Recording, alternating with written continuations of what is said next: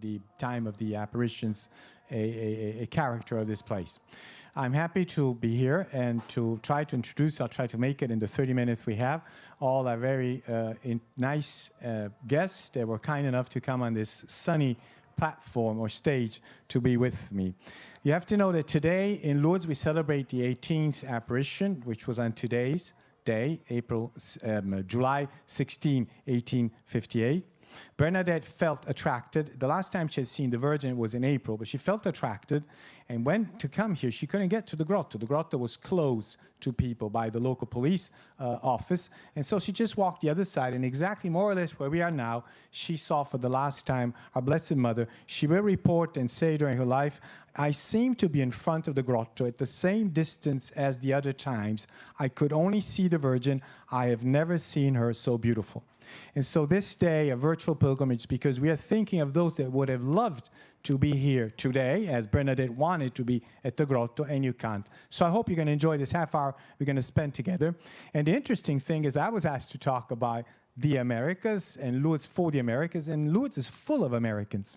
I have met only 2 days ago at the afternoon prayer Asher McInerney, which is there with his wife Evelyn and their young son George, and they come from San Francisco, which is the west coast of USA, which is not really neighboring with Lourdes. How come are you here in Lourdes today? Well, we made a pilgrimage to Lourdes as a family because we go to church every Sunday as a family, and we serve in San Francisco as a family, and we thought it'd be important to come over here and welcome the sick and the poor with a smile and be that shining example that you should come here in procession and go to the baths and be healed, whether it be a spiritual healing or a physical healing. And we wanted to be able to take that experience in as a family and be able to spread that firsthand message to other young people or other people from the Americas that might think it's too far of a voyage to take, to let them know that Lourdes is open year-round, and you can come with a group, big or small, and have a great time and experience the miracles of Lourdes firsthand. Well, thank you, Asher. And another face that was absolutely new to me is the face of Paul, which I understand is a seminarian in the Diocese of Albany, state of New York, USA. So we move immediately from the west coast to the east coast. And Paul, here's the first time I met you in Lourdes. I meet you in Lourdes. How come are you here today? Divine providence. Oh, great. I received an email from my vocation director informing me that the Knights of Malta were yet again going to sponsor seminarians to make the pilgrimage to Lourdes. And I was the quickest to reply to the email, and that resulted in me being chosen. You're here with your bishop, Monsignor Edward Schaffenberger, yes, which we're going to hear in a few minutes' time. A face that instead I've seen a few times in these past few years is the face of Maura. Where do you come from, Maura? So I'm originally from Atlanta, Georgia. Georgia. But I live in New York now. And how come I have seen you in the past few years? So I first came here when I was 15 on youth pilgrimage. Oh. And then I began my stage a few years later with the Hospitalité Notre-Dame de Lourdes. And this year, God willing, I will receive my medal, and which means I will commit to come back every year until... Oh, that's great. What do you do in life? And you have time to come to Lourdes a week per year to serve the sick and the pilgrims. What do I do elsewhere? Yeah, in life. Right now I work in HR, but I'm going to go back to school to become an English teacher. Great. Well, very well. We'll pray for you now and your engagement for next week. Thank you so much. So as you understand, we understand from this first tour that there are a lot of people that come here to volunteer and to welcome or assist sick pilgrims here in Lourdes. But the pilgrims and the sick pilgrims need also people that accompany them to Lourdes. So there are two different ways of being volunteers: welcoming and assisting here, and accompanying and assisting pilgrims where they live from. In these difficult times, we all have lived through and still are living through this pandemic of COVID, we hear that pilgrimages that come from distance cannot really make it to Lourdes. I believe this is not true. And from the USA, we have welcomed here, and I now will have online the medical director, Dr. Dan Field, who's the medical director of 2 successful pilgrimages from the west coast of the United States, California, state of Washington, Hawaii. They came here last year as the Order of Malta USA Western Association in September. We had a ball, more than 400 people. And again this year, end of April, early May, another 400, maybe more people. And the medical director had to struggle, if you wish, between COVID and the rest, but it's a great success. Dan Field, Dr. Field, are you there? Yes, I can see you. Good morning, Dan. Dan, tell us, how did you decide to leave, and how did you manage the risks and the medical logistics of such engaging pilgrimage with sick pilgrims, which you call in jargon in the Americas, malades? First of all, good morning, and hello, Asher. Long time no see. Hey, Dr. Dan. Good to see you. You're the best we have. You're very kind. I'll see you soon sometime. So, we had a lot of pushback. The pilgrimage was canceled in 2020. In 2021, they postponed it, and then we finally were able to get permission to go in September. There was, again, a lot of pushback. On the eve of our leaving for the pilgrimage, I got a call from somebody associated with the U.S. Political administration asking me to cancel the pilgrimage for medical reasons because the risks were too great. So I have to say thank you very much to you, Sandro, because you really paved the way for us. You reconfigured the baths, you liaisoned with the French government, you helped us plan testing. We could not have come back to Lourdes without your leadership and guidance. We really greatly appreciate that. And I also have to tell you that my own leadership, my Western Association president and the director of the pilgrimage made it very clear from the beginning that we were going to make this a safe pilgrimage when we were going to follow all the rules. So whatever the rules were, whether they're testing, whether vaccination, mask wearing, we were going to follow the rules and see if we could bring our malades to Lourdes. It was always about, there's an equation that I was working through in my mind, the risks and the benefits, because we're doctors, we think about risks and benefits. And, the risks, as I saw it, people could become sick. There was the risk of hospitalization and death. There was the risk of having to stay behind if they tested positive. And there was another risk that we hadn't really thought of beforehand. Well, they was underappreciated, the risk of the disruption to people's lives if they tested positive and had to quarantine when they came home. One of my colleagues on that particular pilgrimage was the chief of a surgical subspecialty. He had to cancel surgeries for 10 days after he returned. So the risks were real. And we had to balance those against the benefits as we saw them. And, after 14 years of coming on pilgrimage as part of the medical team, I knew what the benefits were. I knew what it would mean to the malades. And I have to say, I came in 2008 as a skeptic and I left as a believer. And so it was important to be able to give the malades this opportunity. So we made our plans. We did some screening before we left. We were all 100% vaccinated, but unfortunately, we accidentally brought a case of COVID with us. And so we ended up with 6 people turning positive out of the pilgrimage during the time we were there, and then another 42 when they got back. So that was about 17% positivity rate. It's pretty high in a 100% vaccinated group. So when we made our plans to return, we were going to be more stringent. So we made our plans to return. We tested everybody the night before. We were more stringent on vaccination boosters. We had cleanliness procedures. We did everything we could to minimize the risk, but we had to make it clear to everybody that it was not a risk-free pilgrimage. You know, the Malads have their illnesses. You know, some of them are dying. Some of them are sick with various illnesses. The knights and dames and volunteers were frequently elderly, and they had lists of medicines longer than the Malads. So, Dan, can you give us Dan? Can you give our listeners numbers? How many were you on the 21 pilgrimage? How many this year, and how many Malads or sick people or assisted pilgrims did you have? Each year we brought a minimum of 50 Malads. I think we ended up with about 55 in 2021. In 2022, probably 57.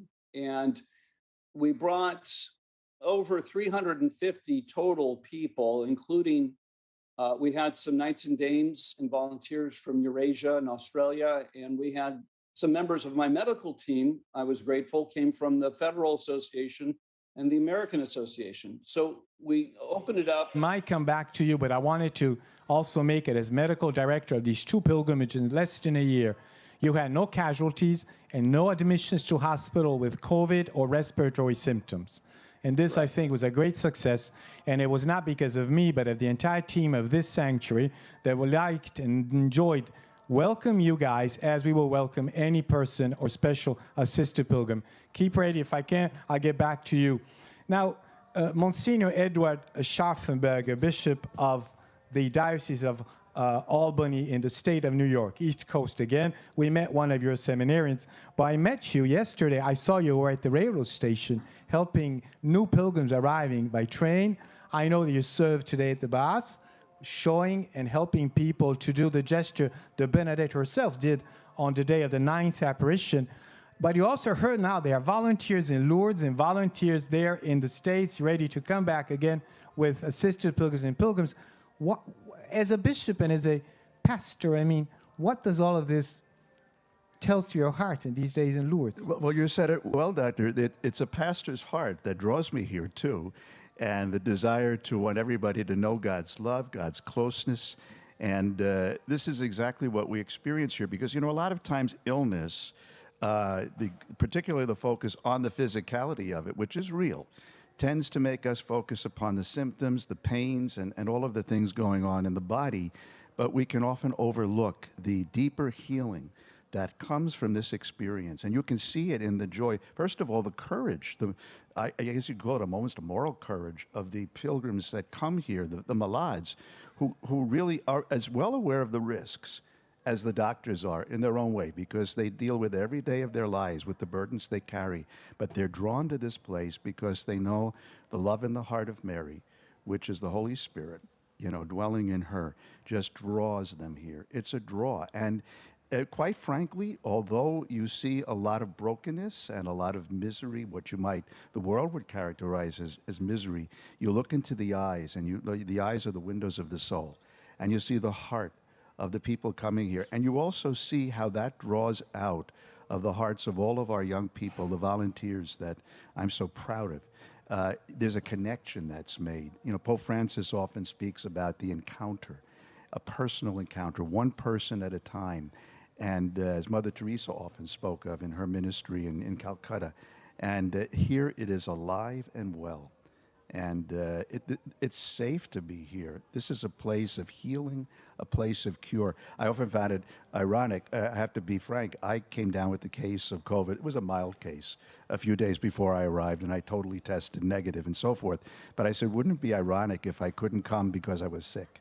The whole purpose of coming to Lourdes is because we are ill and we need God's the cure. So it's ironic, but I'm glad to see that now things are coming back and people see that this is a wonderful place to be. Your experience, you're resounding out of your heart, because, by the way, all of this is real and is live.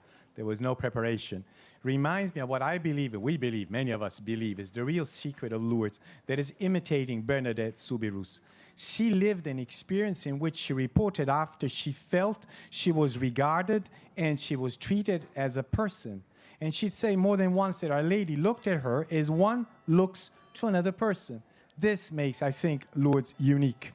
Now, I've heard over time another thing, as now I asked Dr. Dan Field, is it true that we can come from distance? I heard that we cannot come from distance to Lourdes with severely ill people. I mean, assisted pilgrimages which are very, very ill. And I'm now turning to two esteemed friends of mine and colleagues, Dr. Linda Satterley and Dr. Belen Tan. Linda Satterley has been the Chief Medical Officer of the Our Lady of Lourdes Hospitality North American Volunteers for many years, and now she stepped down, as it happens, in our associated life, and Dr. Belen Tan took over. The two of you have organized last year, and you were here in Lourdes leading that pilgrimage as a medical director, two severely ill assisted pilgrims. A lady from Texas, a man from New Jersey, which had Lou Gehrig's disease, in medicine, amyotrophic lateral sclerosis. They were both ventilated, and they were both on enteral nutrition, which means they needed the help. I am the witness of the trip you made many months before to planify everything, all the little details you took care of. I'm here to congratulate and felicitate you, as all the other colleagues in the world that take the risk, as Dan Field said, to bring here people that will then meet the experience the bishop now just said. Linda Satterley and Belen, would you tell us something now live to our listeners? Bonjour to all of you all over the world on this anniversary of 18th apparition of Our Lady of Lourdes to Bernadette. I am Dr. Belen Tan, united with you today in sunny Florida. Our Lady of Lourdes Hospitality North American Volunteers is the first Lourdes hospitality of the Americas, founded on this day 20 years ago. As medical director for our hospitality, I am grateful to our Immaculate Mother for calling our medical teams to bring pilgrims who have physical, emotional, and spiritual needs to the grotto. We are blessed and privileged to have brought over 6,000 pilgrims to Lourdes from the USA and beyond for the past 20 years. Many people are surprised that it is possible to bring pilgrims with complex medical needs across the Atlantic. We have brought pilgrims with renal failure and dialysis, terminal cancer, quadriplegic and mobility issues, and even those who are vent dependent, two of whom with ALS in October 2021 and one with neuromuscular disorder in June of 2018. How is it that we are able to bring them to commercial flight? It takes a team of volunteers, both medical and non-medical, and months of preparation and planning. Our medical volunteers, including physicians, nurse practitioners, nurses, physical therapists, and others. We also prepare spiritually by frequently going to Mass, confession, Eucharistic adoration amongst the volunteers and pilgrims if able to. Our teams call the pilgrim, their family, the healthcare providers, and any team of people involved in their complex daily care. We talk to primary care providers and make a comprehensive supportive care plan for each special needs pilgrim. We inform the pilgrim how they will be transported, especially if they have mobility issues.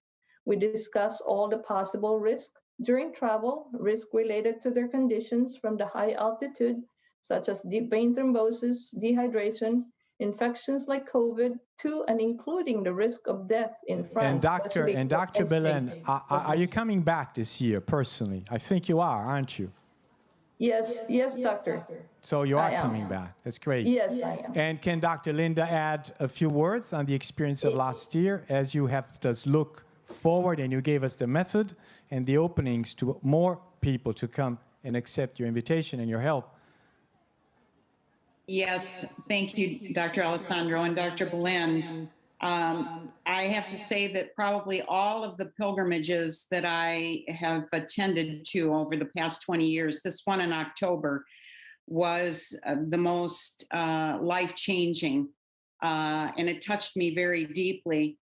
The two pilgrims were very courageous in making this journey, but our medical teams, with great preparation and dedication, were able to make it possible. And I truly feel that it was because of that dedication on the basis of Lourdes volunteers that made it possible for both of these pilgrims. They were able to attend all of the processions. They were able to attend Mass. The first day that we arrived, we gathered on the rooftop of the Écaille Notre Dame and gave greeting to Our Lady of Lourdes and Saint Bernadette, and we all were crying. We cried many times over that week. We were given many graces by the Blessed Mother. And we really have to remember that when we are called to serve, we must not hesitate, despite any of the obstacles that we feel are there.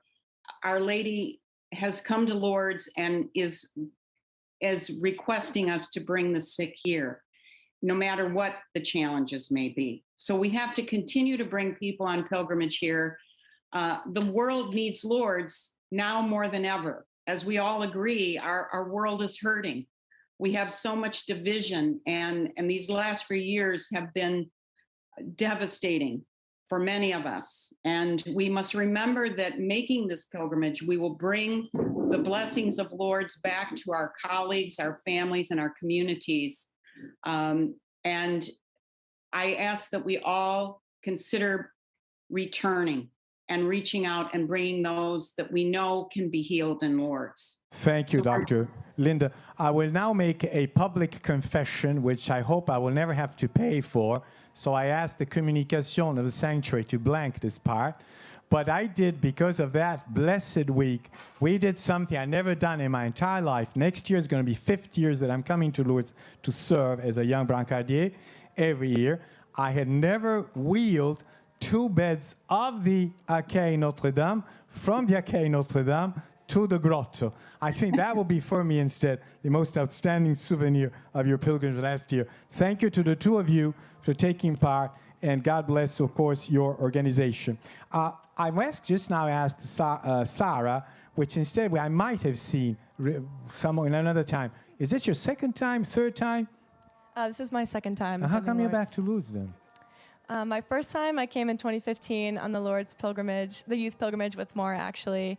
And now you grew up. And now I grew up. I could now be on stage. And my first trip to Lourdes actually helped inspire me to choose my career path of nursing and helping people all the time, but especially the sick.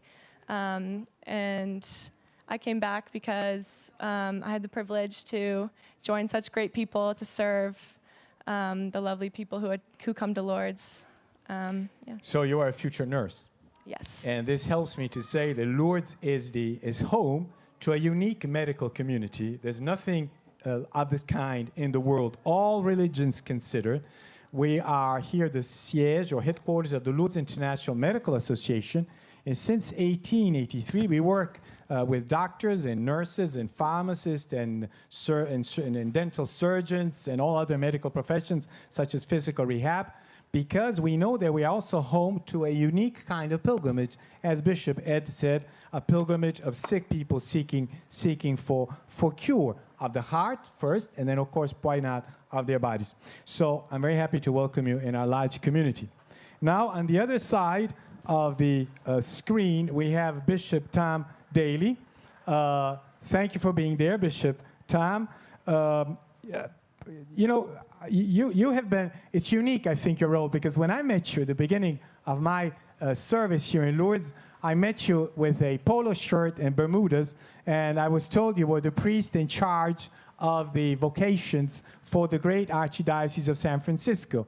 Then I met you again year after year when you became an auxiliary bishop, and then you became the Bishop of Spokane, which, by the way, Bishop Ed, is the only diocese in the United States whose cathedral is the Cathedral of Our Lady of Lourdes. I've noticed that in your diocese and also in Brooklyn, your home diocese, you have the Immaculate Conception. Immaculate Conception. But that cathedral is the Cathedral of Our Lady of Lourdes. So you're quite a unique witness of what happens in Lourdes, volunteering mostly at the Mass, but coming always with men discerning or seminarians. Now, in this short unit today, you've listened.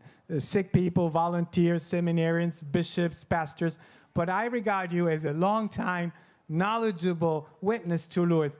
Can you tell us what role had Lourdes in your personal life, in your vocation, in your being a priest and a bishop, and in the vocation of the men that you brought here over the years? Yeah, Sandro, it's my involvement first came to Lourdes at the invitation of Charlotte Kiesel, who is a friend of both of us, but the generosity of Barbara McCullough, previous her husband Bob, and the real connection first to Lourdes was a way to bring men who had a heightened sense of their faith and the possibility of vocation. That was in '06. There were 4 young men who came. 2 had just graduated from Marin Catholic, where I served as president when I was still vocation director, and 2 other men who were working. One was in college. Well, the second man just got ordained in the Bronx. He's the Friar of the Renewal. He grew up in Marin County in Sausalito. And of those first 4, 2 men became priests. I think myself, the value of Lourdes has been, I had gone to a grammar school taught by the Daughters of Charity of St. Vincent de Paul, Our Lady of the Visitation. My first assignment was Our Lady of Loretto. I then was served at Our Lady of the Rosary Chapel, and then, of course, Our Lady of Lourdes. So the hand of Mary has been in my life, but it was really once going to Lourdes that personally, it became a way, Mary leading us ever closer to Jesus, helping young men who were discerning a priestly call or unsure to hear Mary guide them to her son.